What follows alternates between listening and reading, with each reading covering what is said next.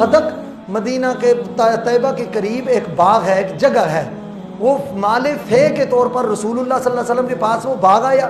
نبی کریم صلی اللہ علیہ وسلم اس سے اپنے اہل بیت پر بھی خرچ کرتے تھے، جو مہمان آتے ان پر بھی خرچ کرتے تھے، غریب صحابہ پر خرچ کرتے تھے، بیت المال پر بھی خرچ کرتے تھے۔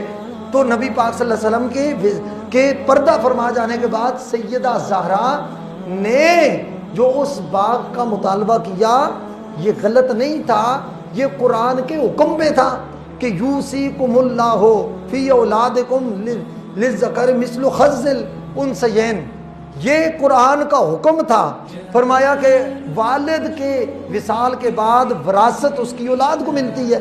بھئی آپ کے والد فوت ہوتا ہے، وراثت آپ کو ملتی ہے یا نہیں ملتی؟ بولیے۔ اور یہ وراثت کا مطالبہ کرنا کہ باپ کا میں وارث ہوں، یہ خطا ہے؟ نعوذ باللہ، یہ تو قرآن کا حکم ہے۔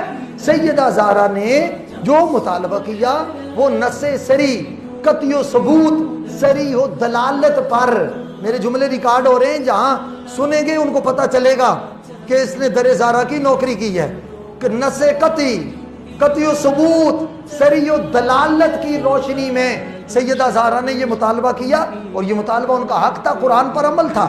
اور جب سیدنا صدیق اکبر رضی اللہ تعالیٰ عنہ نے فرمایا سیدہ طیبہ طاہرہ آپ کا مطالبہ بجا ہے، قرآن کا حکم یہی ہے، مگر میں نے آپ کے بابا جان کی یہ حدیث سنی ہے، نحن معاشر الانبیاء، ہم جو انبیاء ہوتے ہیں، لا نرث ولا نورث، ہم جو ترکت ما ترکنا صدقۃ، ہم جو چیز چھوڑتے ہیں وہ وراثت نہیں ہوتی، وہ صدقہ ہوتی ہے۔ میں نے یہ حدیث سنی، سیدہ فاطمہ الزہرا نے جب یہ حدیث سنی بابا جان کی، آپ نے سر تسلیم خم کر لیا کہ میرے بابا کا فرمان آ گیا۔ بعض یہ کہتے ہیں کہ جی اگر کوئی حدیث ہوتی تو ان کو نہ پتہ چلتا۔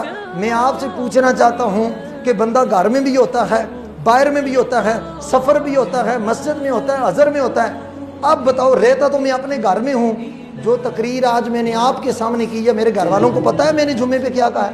بولیے، پتہ ہے ان کو؟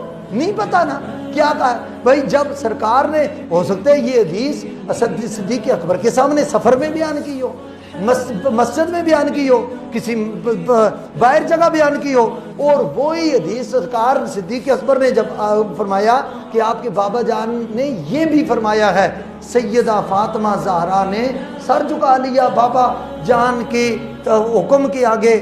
سیدہ قرآن کے حکم پر عمل کر رہی تھیں اور صدیق اکبر مصطفیٰ کے فرمان پر عمل کر رہے تھے۔ نہ قرآن پہ حکم پر عمل کرنے والا خطا کا ارتکاب کر سکتا ہے، نہ مصطفیٰ کے فرمان پر عمل کرنے والا خطا کا ارتکاب کر سکتا ہے۔ وہ دونوں خطا سے پاک ہیں۔ خطا کا مرتکب وہ بدبخت ہے جو ان پاکیزہ ہستیوں کی طرف خطا منسوب کرے۔ سمجھ آ گئی بات؟ اصل میں ساری بات یہ ہے، صحابہ بھی شان والے، آل بیت بھی شان والے، وہ پاک لوگ ہیں، پاکیزہ لوگ ہیں، وہ طیب و طاہر لوگ ہیں، اللہ نے ان کو ہر قسم کی خطا سے محفوظ فرما لیا ہے۔ یہ دو جملوں کی بات تھی، اس کو بڑھا کر کتنی لڑائی اور امت میں افتراق اور انتشار پیدا کر دیا۔